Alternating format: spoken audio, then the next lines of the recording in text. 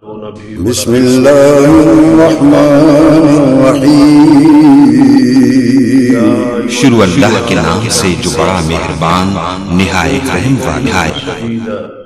يصلح لكم أعمالكم ويغفر لكم ذنوبكم ومن يطع الله ورسوله فقد فاز فوزا عظيما.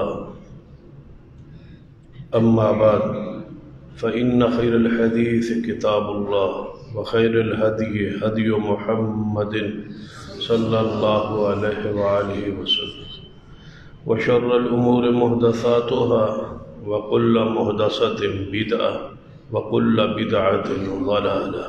أما بعد فأعوذ بالله السميع العليم من الشيطان الرجيم من همزه ونفخه ونفثه. بسم الله الرحمن الرحيم. وما أرسلناك إلا رحمة للعالمين. رب اشرح لي صدري ويسر لي عمري واحلل عقدة من لساني يفقهوا قولي. رب زدني علما. سبحان ربك رب العزة عما يصفون وسلام على المرسلين والحمد لله رب العالمين. حضرات، گزشتہ دو خطبات کے اندر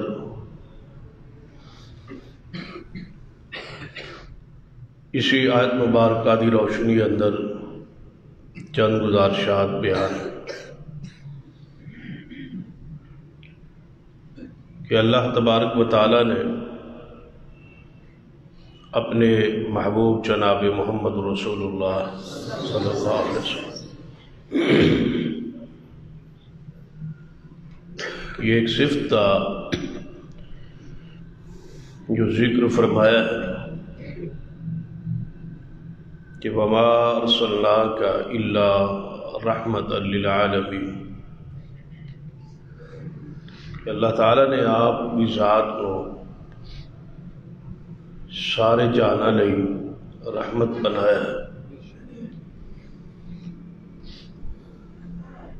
یہ کس قدر عظیم صفت ہے اور کس قدر پوری کائنات سارے جہان آپ بھی رحمت تو فائدہ اٹھا رہے ہیں، اور آپ کی کتنی بڑی شان اور کتنی بڑی عظمت ہے۔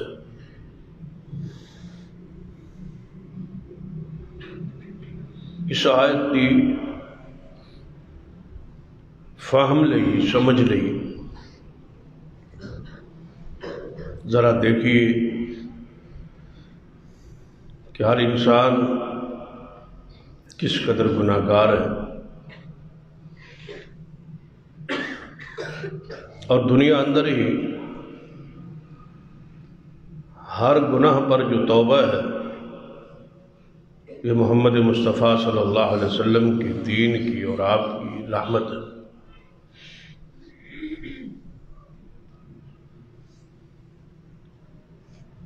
ذرا توبہ کے سارے اسرار رموز کو پڑھی کہ انسان کتنا ہی گناہگار کیوں نہ ہے، خطاکار اور شہکار کیوں نہ ہے، بھلا دنیا کا کوئی ایسا مذہب لائی جس اندر اس قدر آسانی اور رحمت ہے کہ جتنا بھی گناہ کر بیٹھو اس دنیا اندر پھر اس پر توبہ اور مغفرت اور رحمت۔ یا عبادی الذین اسرفوا علی انفسہم لا تقنطوا من رحمت اللہ وما ارسلناک الا رحمۃ للعالمین۔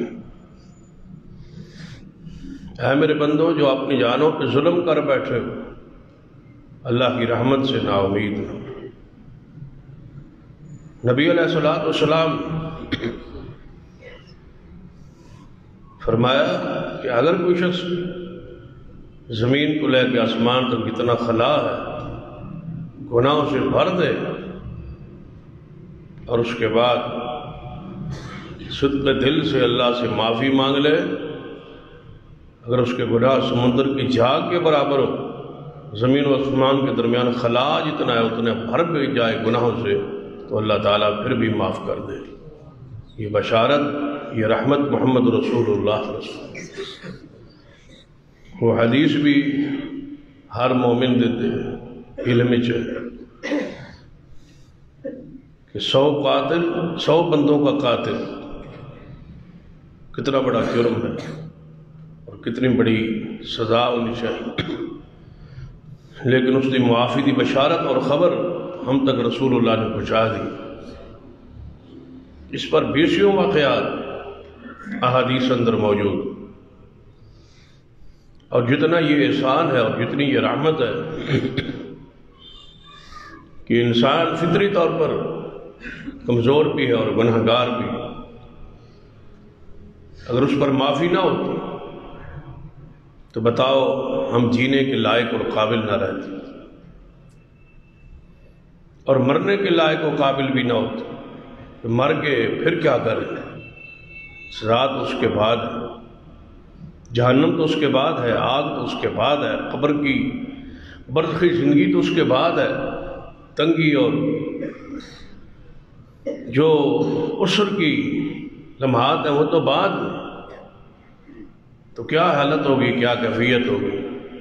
لیکن سرور کائنات محمد رسول اللہ صلی اللہ علیہ وسلم نے بشارت دے دی، خبر دے دی کہ تمہارے گناہ اللہ معاف کرنے پر قادر ہے اور کرتا ہے۔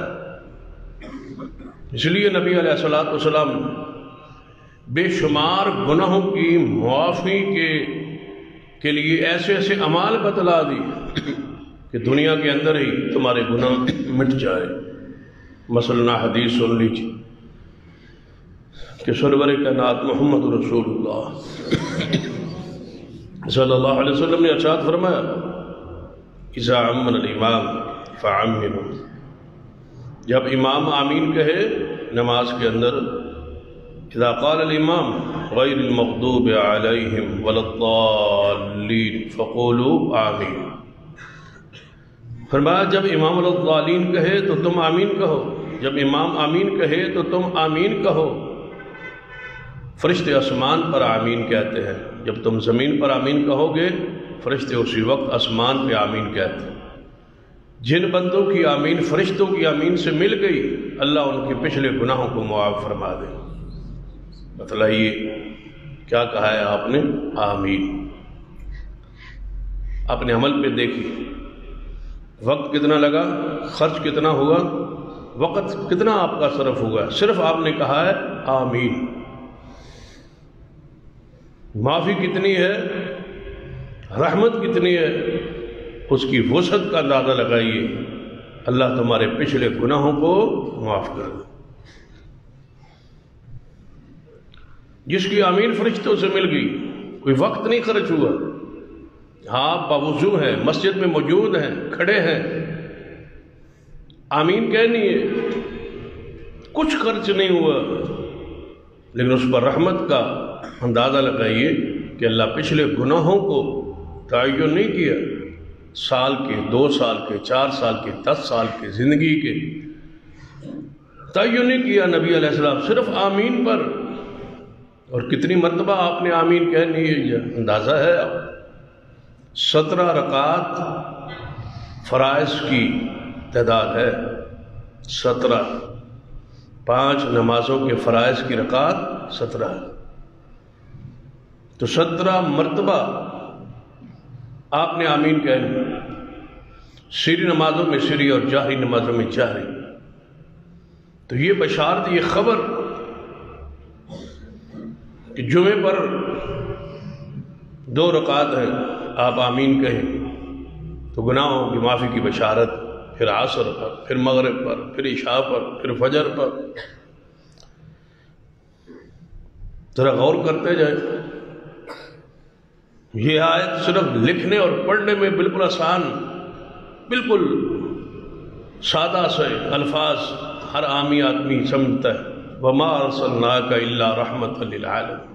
اس کی گہرائی، اس کی وسعت پہ جائے، جتنا آپ اس کے اندر غوطہ زن ہو جائے تو آپ کو ایسی حلاوت اور شیرینی محسوس ہوگی، اور پھر جا کے سمجھ آئے گی کہ آیت قرآنیہ میں مصطفیٰ کی کس قدر شان بیان ہے، کتنے عظیم مشان ہمارے مصطفیٰ ہیں جناب محمد مصطفیٰ صلی اللہ علیہ وسلم۔ ایک صفت کی حالت، کیفیت، گہرائی یہ ہے جس کی بے شمار صفات قرآن میں بیان ہوئی ہے، ان کی گہرائی کا کیسے اندازہ ہو سکتا۔ نبی علیہ السلام نے فرمایا یہ تو صرف آمین کہنے پر ہے، اتنی بڑی بشارت ہے، اتنی بڑی رحمت ہے۔ فرمایا ایک نماز دوسری نماز کے لیے کفارہ ہے، ایک نماز پڑھ کے گھر جاؤ گے، دوسری نماز تک جو گناہ ہو گیا اللہ معاف کر دے۔ ایک جمعہ دوسرے جمعے کے لیے کفارہ ہے، آج کا جمعہ پچھلے جمعے تک، گزشتہ جو جمعہ آپ نے پڑھا، درمیان ہفتے میں جتنے گناہ سرزد ہوئے اللہ تعالیٰ ان صغائر کو معاف کر دے۔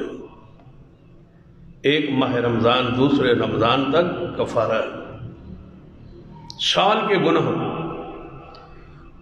ماہ رمضان کے روزے، پچھلے ماہ رمضان کے روزے، درمیان میں جتنے گناہ ہوئے اللہ تبارک و تعالی معاف کر دے۔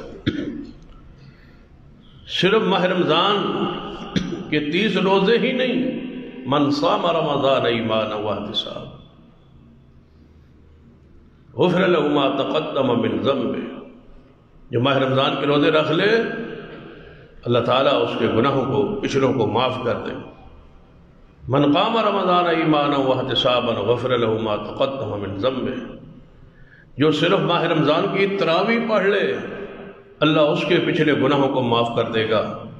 من قام لیلۃ القدر ایمانا واحتسابا غفر له ما تقدم من ذنبه، جو صرف لیلۃ القدر کو قیام کر لے اللہ تعالیٰ اس کے پچھلے گناہوں کو بھی معاف کر دے۔ یہ بشارت محمد مصطفیٰ صلی اللہ علیہ وسلم بیان کر رہے۔ گناہوں سے توبہ کے یہ رموز،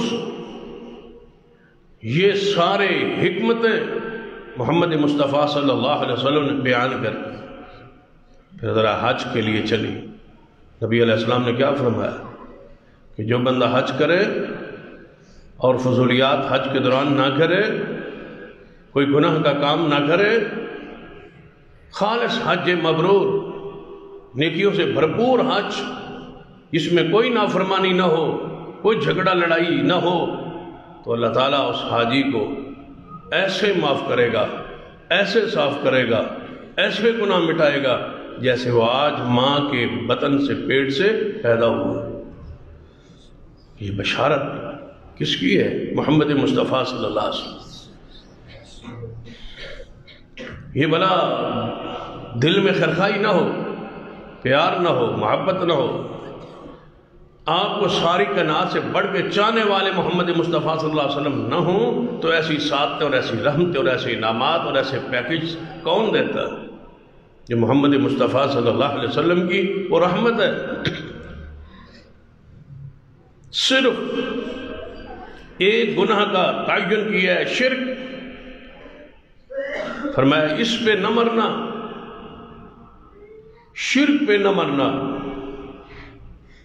ایک تو ہے کہ موت سے پہلے توفیق مل جائے، شرک بھی کیا ہو، بدعت کی ہو، کوئی گناہ کیا ہو، دنیا میں توبہ کی توفیق نصیب ہو جائے، سارے گناہ مٹا دیے جائے۔ لیکن اگر حالت شرک میں مرا نہ ہو، موت نہ آئی ہو، گناہ ہوں لیکن شرک نہ ہو، تو اللہ تعالیٰ قیامت والے دن بھی شرک کے علاوہ سارے گناہ کو مٹائے۔ نبی علیہ السلام نے فرمایا میں محمد مصطفیٰ صلی اللہ علیہ وسلم اللہ کے سامنے سجدہ ریز ہوں گا، وہ لمبا سجدہ، وہ طویل ترین سجدہ کس کے لیے ہے؟ آپ کے لیے۔ حضور تو مغفور ہے، وہ تو بخشے، وہ تو جنت کے وارث ہے، ان کے لیے تو مقام الوسیلہ ہے، جنت میں محل بن چکا ہے، رسول اللہ کے لیے تیار ہو چکا ہے۔ ہاں میدان معاشر میں کیوں تڑپ رہے ہیں اور رو رہے ہیں اور لمبا سجدہ فرما رہے ہیں، 7 دن 7 راتوں پر مشتمل سجدہ ہے، کس کے لیے؟ آپ کے لیے۔ اب رحمت نہ ہو، خرخائی نہ ہو، پیار نہ ہو، انس نہ ہو، غمخاری نہ ہو، غمگساری نہ ہو، وہ جو رحمت کے معنی پہلے خطبے میں بیان کیے تھے، اگر وہ نہ ہوں تو اتنا لمبا سجدہ کسی کے لیے کون کرتا ہے؟ یہ محمد مصطفیٰ صلی اللہ علیہ وسلم۔ اور حشر کے میدان جہاں سورج قریب ہے، ہاتھ اوپر کریں تو سورج سے ٹکرا جائے، زمین تانبے کی پگھلی ہوئی، بندہ پسینے میں شرابور ہے، کوئی پانی نہیں ہے، کوئی سایہ نہیں ہے، کوئی درخت، کوئی برآمدہ، کوئی کمرہ، کوئی ہوا کا تصور وہاں نہیں ہے کہ ٹھنڈی ہوا آپ کو محسوس ہو۔ رب نفسی کا آوازہ اور للکارا ہے، کوئی انسان ایسا نہیں جو رب نفسی نہ کہہ رہا ہو، حتیٰ کہ آپ حیران ہو گئے، کوئی نبی ایسا نہیں ہوگا جو رب نفسی نہ کہہ رہا ہو۔ ایک ہی آواز ہوگی، ایک ہی آواز ہوگی، ساری مخلوقات اللہ کے سامنے ہے۔ انبیاء علیہ السلام گھٹنوں کے بل انبیاء علیہ السلام کی زبان پاک سے رب نفسی، آدم، ابراہیم، نوح، عیسیٰ ابن مریم، موسیٰ کلیم اللہ جیسے ہستی و شخصیات رب نفسی، رب نفسی، اللہ ہماری جان، ہماری جان۔ بندوں کی بھی یہی ہے، عام انسانوں کی حالت کیفیت بھی یہی ہے، رسول رحمت بھی یہی فرما رہے، رسول رحمت کے علاوہ سارے انبیاء بھی یہی فرما رہے، رب نفسی، رب نفسی، رب نفسی۔ ایک ہستی، ایک شخصیت، ایک آواز پورے حشر کے میدان میں ہے کہ رب امتی، وہ صرف آواز محمد مصطفیٰ صلی اللہ علیہ وسلم۔ اندازہ لگائیے، وَمَا أَرْسَلْنَاكَ إِلَّا رَحْمَةً لِلْعَالَمِينَ، یا اللہ میری امت، یا اللہ میری امت، یا اللہ میری امت کو بچا لے۔ یہ کون فرما رہے ہیں؟ محمد مصطفیٰ صلی اللہ علیہ وسلم۔ سارا جہان تو رب نفسی کہہ رہا ہے، انبیاء کا عالم بھی یہی ہے، مجھے مجھے مجھے مجھے بچاؤ، لیکن محمد مصطفیٰ صلی اللہ علیہ وسلم آپ کا ذکر، آپ کو یاد کر رہے ہیں، تو کیا دل نہیں کرتا؟ اللہم صلی علی محمد وعلی آل محمد۔ کیا دل کی گہرائی سے یہ بندے کا دل نہیں کرتا کہ انہا حدیث کو پڑھ کے اور سن کے اور سمجھ کے بساختہ زبان سے نکلے، اللہم صلی علی محمد وعلی آل محمد، اللہم بارک علی محمد وعلی آل محمد، کہ اس حالت اور اس عالم میں ہمیں یاد رکھا جا رہا۔ نبی علیہ السلام نے فرمایا اگر میں کہیں بھی نہ ملا تو عائشہ میزان کے پاس میں کھڑا ہوں گا، میزان کے پاس ہوں گا، جہاں میری امت کے اعمال کو تولا جا رہا ہوگا میں وہاں آ جاؤں گا، وہاں کھڑا ہوں۔ جہاں سب سے مشکل مرحلہ ہوتا ہے وہاں کوئی حمیتی آ جائے، وہاں کوئی درد دل رکھنے والا آ جائے، وہاں کوئی پیار کرنے والا آ جائے، وہاں کوئی حوصلہ دینے والا آ جائے، جب اعمال کو تولا جا رہا ہو، رسول اللہ سامنے ہو، کتنا بڑا حوصلہ ہو۔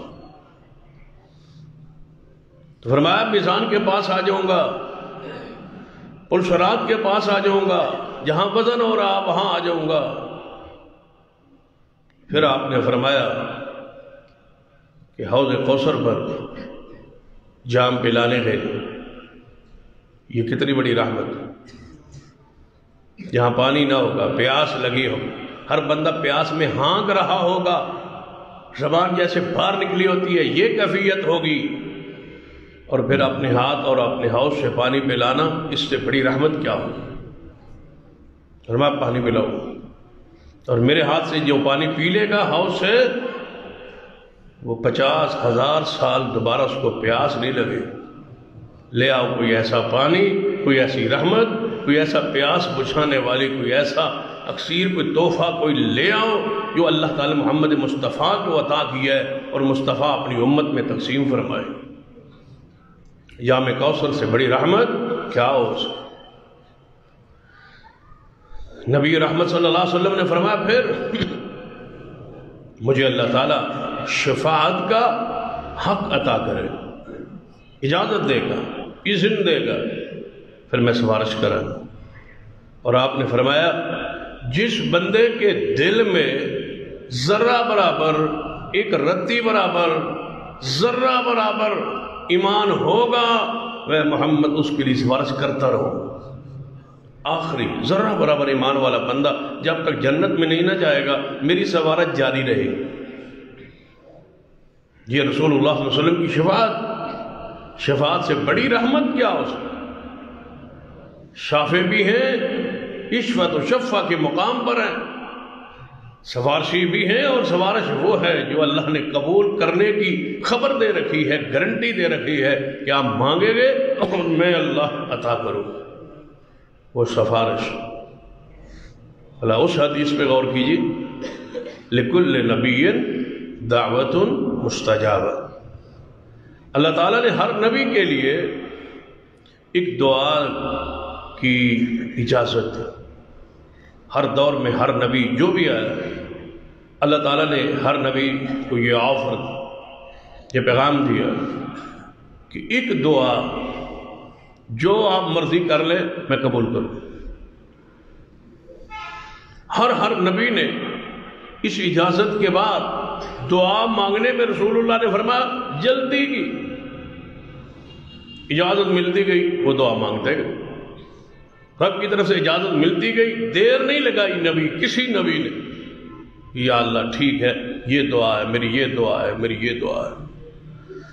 کسی نے بھائی کے لیے مانگی، کسی نے بیٹے کے لیے مانگی، کسی نے کسی کے لیے مانگی، کسی نے کچھ مانگا، کسی نے کچھ مانگا۔ رسول اللہ فرماتے ہیں آخر پہ باری آ گئی میری، جب مجھے اللہ نبوت سے سرفراز کیا، فرمایا اے محبوب جناب محمد صلی اللہ علیہ وسلم، ہر نبی کو ہر اس کے دور نبوت میں ہم نے اجازت دی تھی ایک دعا کی، آپ بھی میرے رسول ہیں اور میرے حبیب ہیں، ایک دعا جو آپ چاہیں، جب چاہیں، جس وقت چاہیں اور جو چاہیں مانگ لیں، جو چاہیں جب چاہیں، ایک دعا ہماری طرف سے آپ کو کھلی آفر ہے، جو چاہیں جب چاہیں آپ مانگ لیں ہم عطا کریں گے۔ رسول اللہ صلی اللہ علیہ وسلم فرمایا جدوں مینوں اللہ نے اختیار دیتا نا تو میں اپنی دعا کو فوری نہیں مانگا، میں نے کہا یا اللہ قیامت والے دن مانگوں گا، یہاں نہیں مانگ، اختیار دیا نا کہ جب چاہیں، تو پھر جب چاہے کے اندر میں دنیا میں مانگتا ہی نہیں۔ تڑپ تھی نا کہ ابو طالب کلمہ پڑھ لے، اور بڑی تڑپے تھی، خواہشی چاہتے تھی، ضرورت تھی، نہیں مانگا۔ فرمایا وہ میری اختیاری دعا، وہ میری دعا جو اللہ نے مجھے اختیار دیا ہے، میں نہیں مانگتا، اللہ قیامت والے دن مانگوں گا۔ اور کس کے لیے؟ اپنی امت کے لیے، پوری امت کی جامع دعا، جامع دعا مانگ لوں گا ساری امت کے لیے، ایک بندے کے لیے نہیں، ساری امت اس دعا میں شامل ہوگی، فائدہ ہوگا، اور پوری امت اس میں داخل ہوگی، پوری امت اس ایک دعا میں شامل ہوگی کہ میں دعا کروں گا کہ یا اللہ میری آج سفارش قبول فرما لے میری امت کے حق میں، تو اللہ فرمائے گا اشفا، مانگیے تمہاری دعا قبول ہے۔ اس پہ غور کرے، ہر امتی غور کرے، نہ زمانہ خاص، نہ وقت خاص، نہ بندے خاص، نہ علاقہ خاص، نہ ملک خاص، نہ زبان خاص۔ عربیوں کے لیے ہوگی، اجمیوں کے لیے نہیں ہوگی، نہیں، عربی بولنے والوں کے لیے ہوگی، دوسری زبانیں بولنے والوں کے لیے نہیں ہوگی، گوروں کے لیے ہوگی، کالوں کے لیے نہیں ہوگی، نہیں،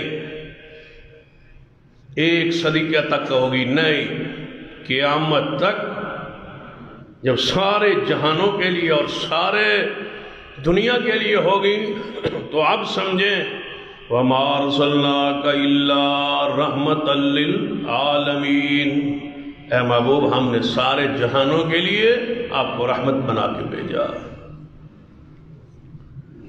گناہوں پر توبہ کے رموز بتانا یہ مصطفیٰ کی رحمت ہے۔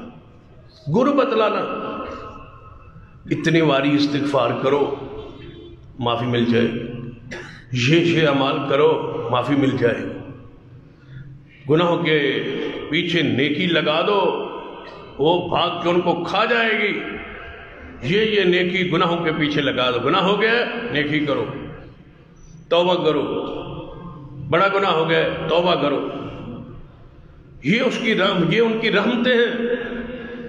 پھر آئی یہ آپ کی رحمت گناہگاروں کے انداز اور توبہ کے انداز کی۔ ذرا آپ کی رحمت دوسرے انداز سے دیکھتے ہیں، جنگوں کے حوالے سے سب سے بڑا اعتراض جو ہے آپ کی ذات پر اور اس آیت پر یہ ہے کہ جب رحمت للعالمین ہے تو پھر جنگیں کیوں کی؟ جب رحمت للعالمین ہے تو پھر یہ قتل کیوں کی؟ اگر آپ رحمت للعالمین ہے تو پھر آپ نے یہ دیکھو خون کتنے بہائے، تو ذرا غور کیجیے کہ کیا اتنی جنگوں کے باوجود بھی آپ رحمت للعالمین؟ ان جنگوں کو ذرا پڑھتے ہیں اور ان پر ذرا اجمالی نظر ڈالتے تاکہ آپ کی رحمت للعالمین ہونا ان آیات سے اور ان جہاد سے اور ان غزوات سے اور ان سرایا سے وہ آپ کی رحمتیں ثابت ہوں اور سمجھ آئیں۔ ہم دیکھتے ہیں تو بدر کا جو غزوہ ہے، جو پہلا اسلامی غزوہ ہے، یہ کہاں برپا ہو؟ کیا رسول رحمت صلی اللہ علیہ وسلم ہتھیار سے لیس ہو کے مکہ پر چڑھائی کی ہے؟ نہیں، ایسا نہیں ہوا۔ کیا رسول رحمت صلی اللہ علیہ وسلم وہاں سے ادھر آئے؟ نہیں، بدر تو ہے مدینہ کے قریب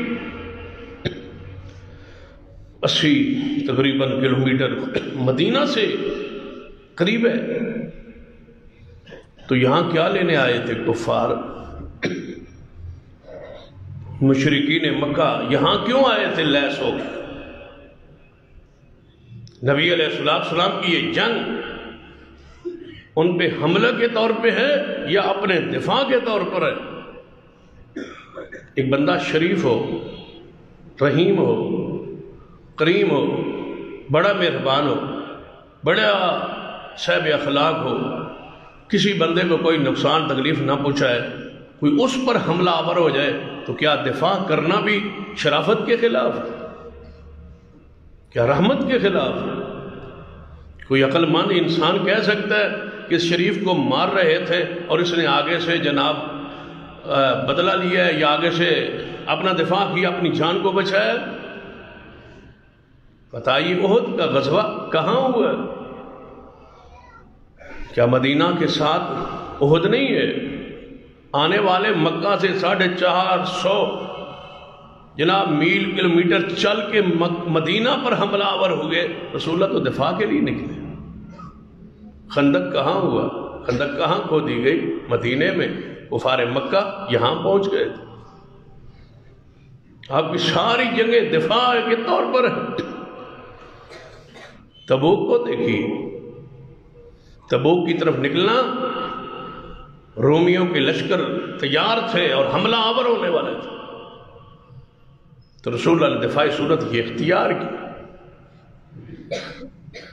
مکہ مکرمہ میں یہ تو حق مصطفیٰ کا تھا، شہر مصطفیٰ کا تھا، وطن مصطفیٰ کا تھا، علاقہ مصطفیٰ کا تھا۔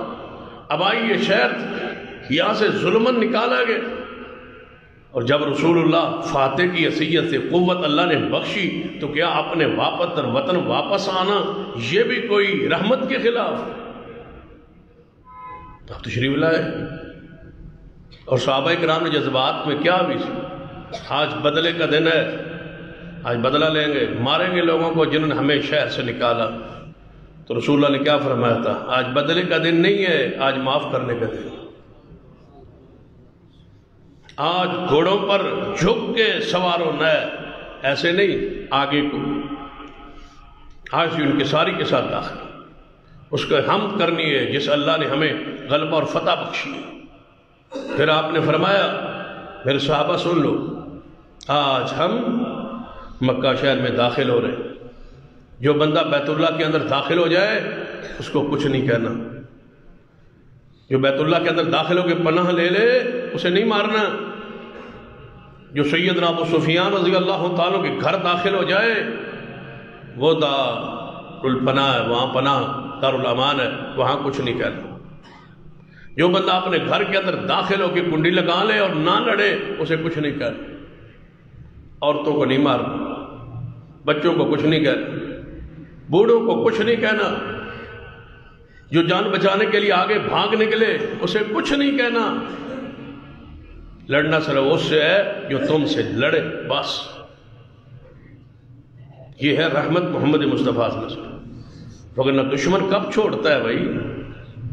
مخالف ہو، گندی اوجریاں ڈالی ہوئی ہوں، گلے میں کپڑا ڈال کے مکے کی گلیوں میں گھسیٹا گیا ہو، عبادت کرتے ہوئے پتھر پھینکے گئے ہوں اور بیٹیوں کو نیزے مارے گئے ہوں، صحابہ کو ہجرت پہ مجبور کیا گیا ہو، مکہ شہر سے نکالا گیا ہو، تو رسول اللہ تو آج غالب تھے، تو آج خون خرابہ ہوتا، جو آتا وہ مارا جاتا، جو سامنے آتا وہ قتل ہوتا، وہ ذبح ہوتا۔ اختیار اور فوج اور سب کچھ حضور کے ہاتھ میں تھا، لیکن رسول اللہ نے یہ سارے اصول و ضوابط بنا کے بتاؤ لڑنا چاہتے ہیں یا محمد مصطفیٰ رحمت چاہتے ہیں؟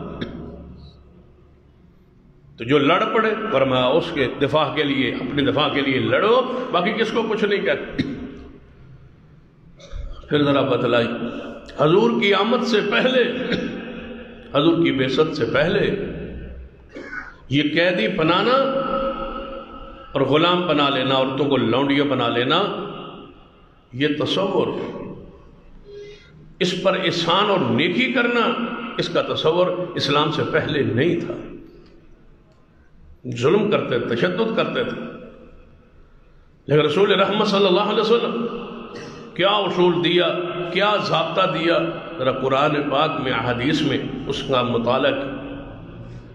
فرمایا فَإِذَا لَقِيتُمُ الَّذِينَ كَفَرُوا، جب تم کافروں سے تو ہماری ملاقات ہو، جنگ ہو، ان سے لڑائی ہو، فَضَرْبَ الرِّقَابِ، فرمایا ان کی گردنیں مارو۔ جب ان سے مقابلہ ہو جائے تو ان کی گردنیں مارو۔ حَتَّى إِذَا أَثْخَنْتُمُوهُمْ فَشُدُّوا الْوَثَاقَ، حتیٰ کہ جب وہ بھاگ جائے، مغلوب ہو جائے، تو ان کے بندوں کو باندھ لو، قیدی بنا لو، پکڑ لو، گرفتار کر لو۔ یہ سارا اصول و ضابطہ بیان کر کے پھر کیا فرمایا؟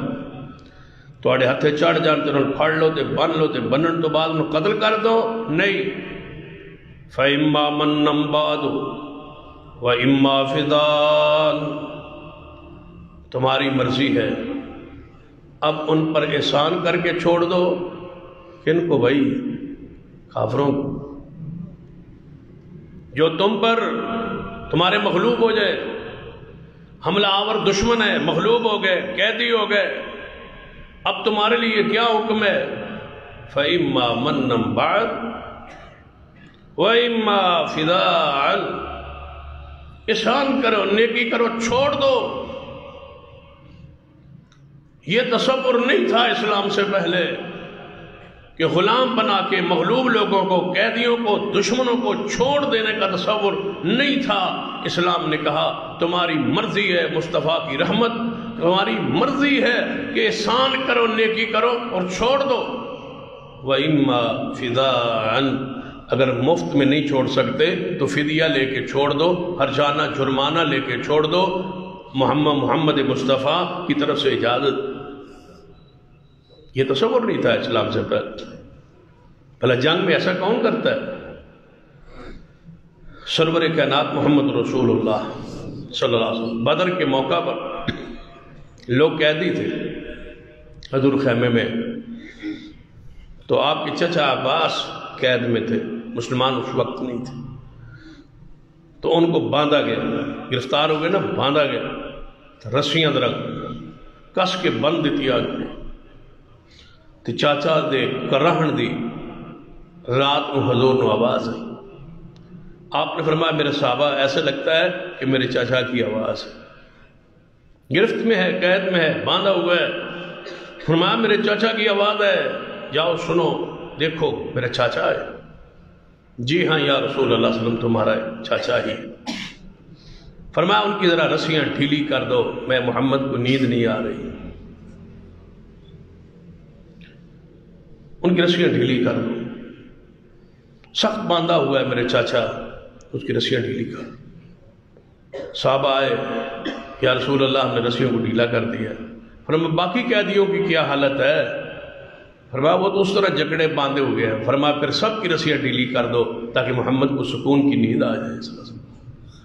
وما ارسلناک الا رحمۃ للعالمین، سارے جہانوں کے لیے رحمت تو محمد مصطفیٰ صلی اللہ علیہ وسلم۔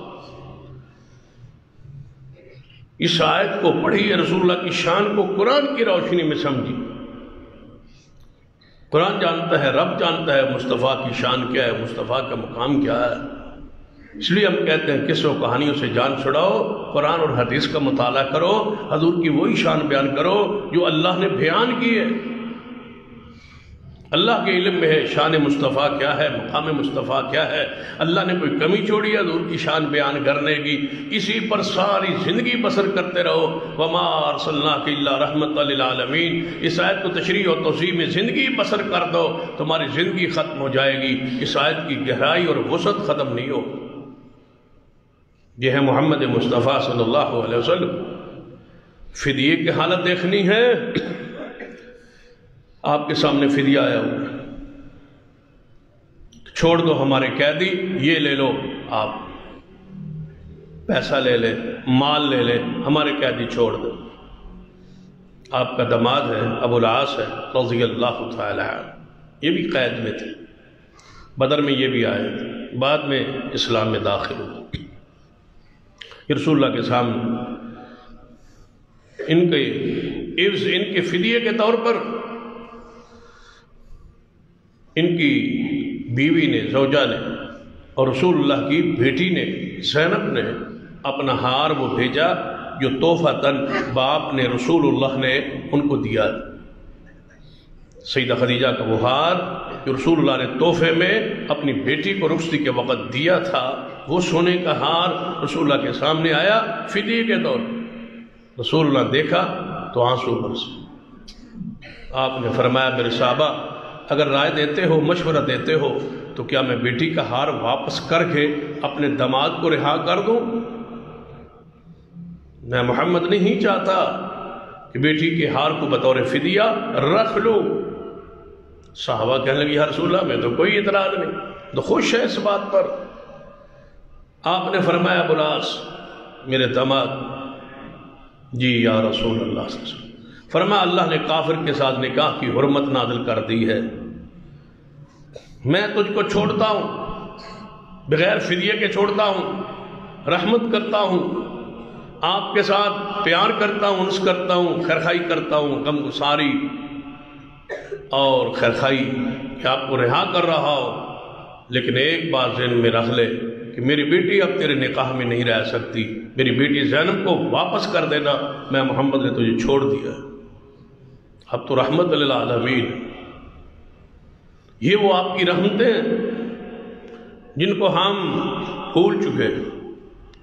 حضور کی آمد سے پہلے غلاموں کی حالت کیفیت کیا تھی؟ کون کھلاتا تھا غلاموں کو کھانا؟ اپنے ساتھ یہ رعیت ڈالی ہے تو محمد مصطفیٰ صلی اللہ علیہ وسلم اپنے دسترخوان پہ غلام کو بٹھایا۔ اس لیے جب ممانت جب تک نہیں آئی تھی، محبوب نے اپنے غلام زید کو اپنا بیٹا بنایا، اور لوگ کہتے تھے یہ زید غلام نہیں ہے رسول اللہ کا، زید بیٹا ہے محمد مصطفیٰ صلی اللہ علیہ وسلم۔ احمدرینا زید کو لینے کے لیے قبیلہ آیا تھا، چچا آیا تھا، رشتہ دار آئے تھے، باپ آیا تھا، پتہ چلا زید مکہ میں غلام ہے اور محمد مصطفیٰ کا غلام۔ جب سارے رشتے دار آ گئے تو زید کو بلایا، ہم لینے آئے ہیں اپنے بیٹے کو، تمہارے پاس غلام ہے۔ رسول اللہ نے فرمایا لے جاؤ محمد مصطفیٰ کو، تو کوئی اعتراض نہیں ہے۔ بلایا زید جانتے ہو پہچانتے ہو ان کو؟ جی ہاں یا رسول اللہ، یہ میرا باپ ہے، یہ میرے چاچا ہے، یہ میرا قبیلہ ہے۔ فرمایا تجھے لینے آئے ہیں، ڈھونڈتے ڈھونڈتے یہاں پہنچ گئے، تجھے لینے آئے ہیں، کیا خیال ہے؟ فرمایا میں محمد مصطفیٰ کو چھوڑ کے نہیں جانا چاہتا۔ یہ وہ غلامی ہے جو بیٹے کا درجہ دے رہی ہے۔ کون ہے جس نے فرمایا تھا کہ غلام سے طاقت سے زیادہ کام نہیں لینا؟ ظاہری طور پر تو معمولی سی بات ہے، معمولی سی حدیث ہے، لیکن ذرا آقا، کام لینے والا، کام کروانے والا، محنت مزدوری کروانے والا شخص سوچے کہ اس قانون میں کتنی رحمت ہے۔ ساری زندگی مزدوری کرنے والے اللہم صلی علی محمد پڑھتے رہیں تو رسول اللہ کی اس رحمت کا حق ادا نہیں ہوتا۔ فرمایا زیادہ طاقت سے زیادہ کام نہ لو، اگر کوئی چیز وزنی اور بھاری اٹھانی پڑے تو فرمایا غلام کے ساتھ خود مل جاؤ اور اس کی مدد کرو، میں محمد مصطفیٰ کی یہ رحمت ہوں۔ نبی علیہ السلام نے کیا فرمایا؟ غلام کے اپنے خاندان کا ایک حصہ اور جز کی حیثیت سے اس کو درجہ دیا ہے۔ رسول اللہ صاحب کے صاحب سے پہلے یہ کب ہو سکتا تھا؟ نبی علیہ السلام کی آمد اور بعثت سے پہلے یہ نہیں تھا کہ غلام کو حق مکاتبت دینے کا بالکل رواج نہیں تھا۔ حق مکاتبت کیا ہوتا ہے کہ غلام کو حق حاصل ہے کہ وہ اپنے آقا سے معاملات طے کرے، پیسہ طے کرے، اپنی قیمت طے کرے کہ میں رہائی چاہتا ہوں، میں غلامی نہیں چاہتا، میں تجھ سے جان چھڑوانا چاہتا ہوں، اتنے پیسے لے لو، میری جان چھوڑ دو، مجھے آزاد کر دو، مجھے رہا کر دو، میں تمہاری غلامی میں نہیں رہنا چاہتا۔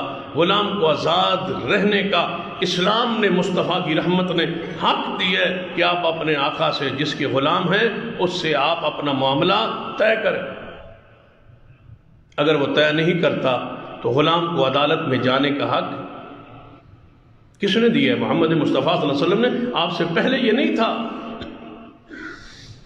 فرمایا عدالت کا دروازہ کھٹکھٹاؤ کہ میں غلام ہوں اس بندے کا، میں نہیں رہنا چاہتا غلامی میں، مجھ سے اپنے پیسے، اپنا معاوضہ، اپنا عوض جو ہے وہ لینا چاہے وہ لے لے، طے کر لے مجھ سے معاملہ۔ پھر ان معاملات کو طے کرنے کے بعد اس کے بعد نقد موجود ہے تو ٹھیک ہے، دے دے اور آزادی حاصل کر لے۔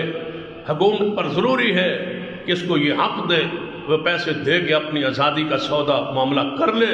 اگر اس کے پاس پیسہ نہیں ہے تو حکومت پر، عدالت پر اور غلام پر یہ ضروری ہے کہ اس کو قسطوں کا معاملہ اس سے طے کر، اتنے اتنے ماہانہ میں کما کے تجھے دوں گا، اور جب اتنے تو پیسے تجھے مل جائیں گے تو میں آزاد ہوں۔ تو پھر کیا ہے؟ طے ہو گیا معاملہ غلام کے ساتھ۔ یہ وہ رحمتیں بتلا رہا ہوں جو محمد مصطفیٰ صلی اللہ علیہ وسلم نے صرف غلاموں کو دی۔ نبی علیہ السلام نے پھر آگے اصول کیا دیا؟ فرمایا کہ اس سے آگے حکم دیا، ترغیب دی کہ اس غلام نے اپنے آقا کے ساتھ معاملہ طے کر لی کہ میں مثلا سمجھ لے کہ 10 لاکھ روپے اپنے آقا کو دوں گا اور میں آزاد ہوں، کیونکہ لیا ہوتا ہے، کھایا ہوتا ہے غلاموں نے، پھر جان چھڑانا مشکل ہوتی ہے۔ اور بعض لوگوں کی عادت ہوتی ہے کہ وہ غلاموں کو، متحدوں کو پیسے دے کے نیچے رکھتے تاکہ ان کو دباؤ ڈالا جائے، ان سے کام زیادہ سے زیادہ لیا جائے یا چھوڑ کے بھاگ کے نکل نہ جائے، نکلے تو ہمارے پاس ایک قانون اور مقروض وہ موجود ہو۔ تو نبی علیہ السلام نے فرمایا وہ اس سے معاملات طے کر، جب طے ہو گئے، مثلا 10 لاکھ طے ہو گیا کہ 10 لاکھ روپے دو گے آپ آزاد۔ اب 10 لاکھ یہ غلام اکٹھا کہاں سے کرے؟ یہ تو غلام ہے، مزدور ہے، اب کہاں سے یہ کام کرے گا؟ ایک طریقہ تو یہ ہے کہ آپ محنت کرے، مزدوری کرے اور ان کے ساتھ معاملات طے کر لے، قسطیں طے کر لے، جیسے طے کر لے، آزادی حاصل۔ اگر ایسا نہیں ہے تو اسلام کہتا ہے کہ 8 مصارف زکوٰۃ ہے، 8 لوگ ہیں جن پر زکوٰۃ آپ کی لگے گی۔ فرمایا ان 8 میں سے 1/8 ایک حصہ جو ہے وہ فر رقاب گردن آزاد کرنے میں، غلام کو آزاد کرنے میں اپنی زکوٰۃ کا حصہ خرچ کرو، زکوٰۃ دو اس کو، چندہ دو اس کو، خدمت کرو اس کی، تاکہ وہ بندہ اس سے رہائی پا لے۔ ایک اور پتہ کیا بدلا ہے؟ جس نے آزاد کرنا ہے، جنہیں بندے نے 10 لاکھ لے کے دے انہوں آزاد کرنا ہے، فرما اپنی زکوٰۃ اپنے پاس ہی رکھ لے، اپنی زکوٰۃ اپنے پاس ہی رکھ کے کہے کہ میری زکوٰۃ اتنی بنتی تھی، میں نے وہ رکھ لی تجھے دے کر، تم میری طرف سے آج کے بعد آزاد ہے، اسلام تیری زکوٰۃ کو بھی قبول کر لے۔ یا اپنا حصہ، زکوٰۃ کا ایک حصہ مقرر کیا ہے، گردن اور غلامی کے آزاد کرنے میں چندہ دینے کی ترغیب دی ہے غلام کو آزاد ہونے کے لیے، اور جو اس کا مالک ہے وہ اپنی زکوٰۃ کا حصہ اس پر خرچ کرنا چاہے تو کرے۔ قرآن پاک کو پڑھی، اسلامی سلطنت پر فرض ہے، اسلامی حکومت پر فرض ہے، جو لوگوں کی زکوٰۃ اکٹھی کرتی ہے وہ 1/8 وہ کل زکوٰۃ کا 1/8 جو ہے وہ غلاموں کو آزاد کرنے پر حکومت خرچ کر۔ قرآن پاک کو پڑھیے، انما الصدقات للفقراء والمساکین والعاملین علیہا والمؤلفۃ قلوبہم وفی الرقاب، آزاد کرنے میں، غلاموں کو آزاد کرنے میں پیسہ خرچ کرو، زکوٰۃ خرچ کرو۔ اسلامی سلطنت پر یہ ضروری ہے، فریض ہے کہ زکوٰۃ کا ایک حصہ غلاموں کی آزادی پر لگائے۔ یہ محمد مصطفیٰ صلی اللہ علیہ وسلم کی رحمت۔ پھر کیا سمجھتے ہو؟ اسلام نے ایک اور انداز دیا ہے، اس پر جتنا آپ سوچیں گے آپ حیران ہوں گے کہ رسول رحمت صلی اللہ علیہ وسلم نے کئی گناہوں کے کفارے کے طور پر غلاموں کی آزادی کی ترغیب دی کہ یہ گناہ ہو گیا، آپ سے معافی چاہتے ہو، غلام آزاد کرو۔ بندے نے اپنی بیوی کو ماں کہہ دی، یہ میری ماں کی طرح ہے، میری بیوی میری بیٹی کی طرح ہے، مجھ پر حرام ہے، جسے شریعت میں زہر کہا جاتا۔ 28 سورت و 28ویں پارے میں اس کی پوری وضاحت موجود ہے۔ قد سمع اللہ قول التی تجادلک فی زوجہا وتشتکی الی اللہ واللہ یسمع تحاورکما۔ سیدہ خولہ کا واقعہ معروف و مشہور ہے، انہوں نے شوہر نے ماں کہہ دیا، تو اللہ تعالیٰ نے قانون سابقے کو بدلا اور نیا قانون جاری کیا۔ فرمایا اپنے شوہر کو کہے، ماں وہی ہوتی ہے جس کے بطن سے بچہ پیدا ہوتا ہے، منہ سے کہنے سے ماں نہیں بن جاتی، لیکن اس بندے پر کفارہ یعنی ہرجانہ پڑ جاتا ہے۔ ہرجانہ کیا ہے؟ 2 مہینے لگاتار روزے رکھے، اگر نہیں رکھ سکتا تو فرمایا پھر 60 مسکینوں کو کھانا کھلائے، نہیں کھلا سکتا تو غلام آزاد کرے، پھر غلام آزاد کرے۔ آزاد غلام ہوگا، گناہ اس کا معاف ہوگا، آزادی اس کو مل رہی ہے، گناہ اس کا معاف ہو رہا ہے۔ اس کا مطلب ہے گناہ کو مٹ رہے ہیں، کس کی؟ غلام کو آزاد کرنے سے۔ قربان جائے اس محبوب پر جس نے گناہوں کو مٹانے کی خبر بھی دے دی اور ایک غلام کی گردن بھی آزاد ہوئی۔ ادھر بندے کی گردن آزاد ہوئی ہے، ادھر گناہ معاف ہوئی۔ ایک بندے نے، حدیث نہیں ہے وہ مشہور، کہ روزے کی حالت میں اپنی بیوی کے قریب چلا گیا، روزہ توڑ بیٹھا، تو نبی علیہ السلام نے کیا فرمایا؟ 2 مہینے لگاتار روزے رکھ، اگر نہیں طاقت تو کیا کر؟ آزاد، غلام آزاد کر۔ کتنے کفارے ہیں جن پر غلام کی آزادی کی خبر دی گئی ہے، کفارے کے طور پر رکھا گیا ہے۔ یہ صوم کے حوالے سے، حج کے حوالے سے کئی کفاروں حاجات میں عورتوں غلاموں کو آزاد کرنے کی خبر دی گئی ہے، بشارت دی گئی ہے، پیغام دیا گیا ہے، ترتیب دی گئی ہے، ترغیب دی گئی ہے تاکہ کسی ذریعے غلام آزاد ہو جائیں۔ یہ محمد مصطفیٰ کی رحمت۔ ادھر گناہ معاف ہوتے جائیں گے، ادھر غلام آزاد ہوتے جائیں گے۔ غلاموں کی آزادی کے بہانے، غلاموں کی آزادی کے مواقع، غلاموں کی آزادی کے اسباب و ذرائع شریعت خود بیان کر رہی ہے۔ یہ محمد مصطفیٰ صلی اللہ علیہ وسلم کی راہ۔ پھر آپ نے بشارت دی کہ جو بندہ دنیا میں کسی غلام کو آزاد کرتا ہے، قیامت والے دن اللہ اس بندے کو، اس کی گردن کو جہنم سے آزاد کر دے۔ یہ بشارت دی ہے محمد مصطفیٰ صلی اللہ علیہ وسلم۔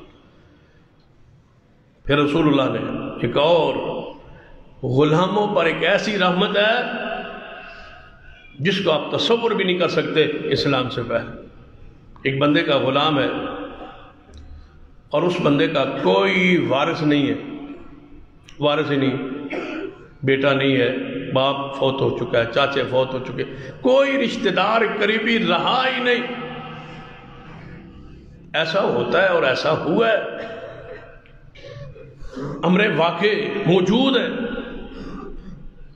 ہمارے اپنے ضلع میں اور علاقے میں، ایسے کئی واقعات موجود ہیں کہ بندے کو پتہ ہی نہیں ہوتا، سویرے اٹھتا ہے تو کئی مربع زمینوں کا وہ مالک ہوتا ہے، وارث جو ہیں سارے قریبی ختم ہو گئے ہوتے ہیں، اچانک بندے کو پتہ چل جائے کہ میرے علاوہ قریبی رہ ہی کوئی نہیں گیا، کتنی پشتوں کے بعد اس کا کوئی تعلق بنتا ہے اور وہ زمینوں کا مالک بن جاتا ہے۔ ایسے واقعات موجود ہیں۔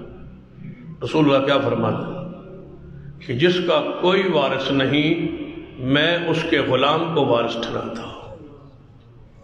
وارث ہے ہی کوئی، رشتہ دار کو نہیں رہا، تو آقا کا وارث اب کون ہوگا؟ چاہیے تو یہ کہ اسلامی حکومت اس مال کو اپنی تحویل میں لے لے، اس کا رشتہ دار کوئی نہیں، اس کا کوئی قریبی نہیں ہے، تو لہٰذا جو رہا نہیں ہے، اقرب فالاقرب کا جو اصول وراثت ہے وہ اس پر لاگو نہیں ہوتا، کوئی رشتہ دار ہے نہیں، لہٰذا حکومت اس کو اپنی تحویل میں لے لے۔ اگر اس کا غلام موجود ہے تو سارے مال کا وارث اس کا غلام ہوگا، اور اگر غلام کا کوئی وارث نہیں ہے تو اس کا آقا اس کا وارث ہوگا۔ جاؤ اسلام سے پہلے کوئی مذہب، کوئی دین، کوئی شریعت ایسے پڑھ لو جس میں یہ ہو، بلکہ غلاموں کے گھر رشتہ داری گانٹنے کا، جوڑنے کا اسلام سے پہلے کوئی تصور ہی نہیں تھا۔ کون دیتا تھا؟ کوئی بڑا سردار، بڑا جاگیردار کون دیتا تھا اپنی بیٹی، اپنے رشتہ دار خاتون کا رشتہ ایک غلام کو کون دیتا تھا؟ یہ کس نے سب سے پہلے اس بری رسم کو توڑ کے رحمت مصطفیٰ نے سامنے کی اور اپنی سگی پھپھو کی بیٹی زینب کا رشتہ اپنے غلام زید سے کر کے پورے بری رسم کو توڑ کے مصطفیٰ نے اپنی رحمت کو ظاہر کیا۔ اور ایک دفعہ پورا معاشرہ ہل گیا، پورا مکہ شہر میں عجیب ہلچل تھی۔ رسول اللہ نے فرمایا اپنی پھوپھو کی بیٹی کو کہ تیرا نکاح میرے غلام سے ہوگا۔ تو زینب بھی ایک دفعہ پریشان تھی، یا رسول اللہ وہ تو غلام ہے، سنا ہی نہیں تھا نا، تصور ہی نہیں تھا نا کہ ایسا بھی ہو سکتا ہے۔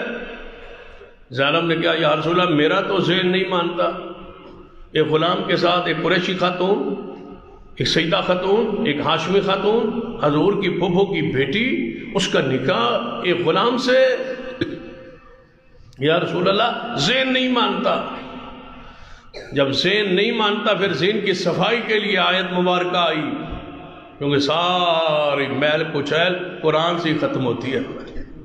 پھر قرآن پاک آیا وَمَا كَانَ لِمُؤْمِنٍ وَلَا مُؤْمِنَةٍ إِذَا قَضَى اللَّهُ وَرَسُولُهُ أَمْرًا أَن يَكُونَ لَهُمُ الْخِيَرَةُ مِنْ أَمْرِهِمْ وَمَنْ يَعْصِ اللَّهَ وَرَسُولَهُ فَقَدْ ضَلَّ ضَلَالًا مُبِينًا۔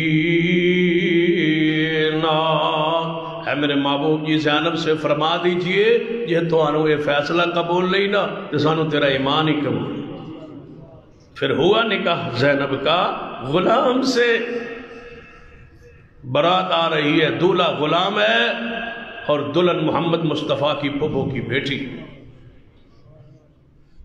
اس سے بڑی رحمت وما ارسلناک الا رحمت للعالمین، رحمت للعالمین، اس کے بڑی مثال کیا ہوگی؟ پھر آپ نے اپنی لونڈیوں کو آزاد کر کے نکاح کا پیغام دیا، فرمایا لونڈیوں اپنے پاس تم بیوی کی حیثیت سے رکھ سکتے ہو، یا انہیں آزاد کر کے ان سے نکاح کر لو۔ یہ رسول اللہ صلی اللہ علیہ وسلم نے خبر دی، اسلام سے پہلے یہ نہیں تھا۔ اپنی ہی لونڈی کو آزاد کر کے نکاح کرنے کا تصور اسلام سے پہلے نہیں تھا، یا آزاد کر کے اس کا کہیں اور نکاح کرنا کا تصور پہلے نہیں تھا۔ کہ مصطفیٰ نے پھر کب دیتے تھے غریبوں کو منصب امامت، کب دیا جاتا تھا ان کو عہدہ اور منصب؟ رسول اللہ نے جاتے جاتے دنیا سے آخری لشکر جو روانہ کیا تھا اس کا سپہ سالار کس کو بنایا تھا؟ زید بن حارثہ کے بیٹے اسامہ کو، جن کی عمر صرف 17 سال تھی۔ خالد بن ولید جیسے کمانڈر ان کے زیر کمان تھے۔ بڑے لوگوں نے اعتراض کیا کہ اسامہ، فرمایا ہاں ہاں اسامہ، جاتے جاتے غلاموں کو کتنا بلند مقام دے گئے۔ فرمایا زید بن حارثہ کا بیٹا اسامہ 17 سال کا ہے، یہ کمانڈر ہو، روم کی طرف لشکر جا رہا ہے، سپر طاقت سے لڑنے جا رہا ہے، 17 سال کا جوان ہے۔ رسول اللہ چاہتے تھے جاتے جاتے غلاموں کو یہ منصب، یہ عہدہ نہ دینے کا جو رواج ہے یہ محمد مصطفیٰ کے ہاتھ سے ٹوٹ جائے۔ بنا دیا اس کو لشکر کا امیر۔ صحابہ اعتراض نہیں کر سکتے تھے۔ حضور اللہ کا امر، قافلہ مدینے سے باہر نکلا، حضور بیمار ہو گئے، قافلہ انتظار میں رک گیا، حضور وفات پا گئے، قافلہ واپس آ گیا، جا ہی نہ سکا۔ اب صدیق خلیفۃ المسلمین بنے، آپ نے فرمایا لشکر اسامہ تیاری کرے، جس کو حضور تیار کر چکے تھے وہ لشکر جائے۔ لوگوں نے کہا اے امیر المومنین، آپ لشکر اسامہ کو نہ بھیجیں، مدینے کے حالات کچھ پرامن نہیں ہیں، حضور کے جانے کے بعد حالات کچھ بدل گئے، لہذا اس لشکر کو روک لیں، مدینے میں ضرورت ہے۔ فرمایا یہ کیسے ہو سکتا ہے کہ حضور لشکر جناب ترتیب دے اور صدیق روک لے؟ یہ نہیں ہو سکتا۔ فرمایا اچھا اگر ایسا نہیں چاہتے، ہر صورت میں لشکر بھیجنا چاہتے ہو، پھر ہماری خواہش و چاہت تمنا رائے مشورہ یہ ہے کہ لشکر کا امیر اسامہ کو نہ بناؤ، نا تجربہ کار جوان ہے، لہذا فی الحال ان کو رہنے دو، امیر لشکر بدل دو۔ صدیق نے کہا جس کو حضور نے بنایا ہے میں کیوں تبدیل کروں؟ حضور رسول اللہ نے بنایا، انہی کی کمانڈ میں یہ لشکر جائے گا، اور گیا اور فتح اللہ نے بخش۔ رسول اللہ نے امامت بخشی ہے، رسول اللہ نے منصب عطا کیا ہے۔ عہدے کے لیے غلام نہ ہونا یا غلام ہونا، اس کو جناب عذر کے طور پہ قبول نہیں کیا۔ غلام ہو، لائق ہو، قابل ہو، خصائص اس میں، خصوبیاں اس میں موجود ہوں، تو امامت کے درجے پر، رتبے پر حضور نے فرمایا اگر چمٹی ناک والا حبشی غلام بھی تمہارا امیر بنا دیا جائے، میں محمد حکم دیتا ہوں اس کی تابعداری کرنا۔ یہ ہے رسول اللہ صلی اللہ علیہ وسلم، یہ ہے وما ارسلناک الا رحمۃ للعالمین، جس نے غلاموں کو یہ مقام، یہ شرف، یہ عزت بخشی ہے۔ انشاءاللہ آئندہ جمعے سے آگے اسی آیت کی روشنی میں چند گزارشات عرض کریں گے۔ اقول قولی ھذا واستغفر اللہ لی ولکم ولسائر المسلمین وآخر دعوایا الحمدللہ۔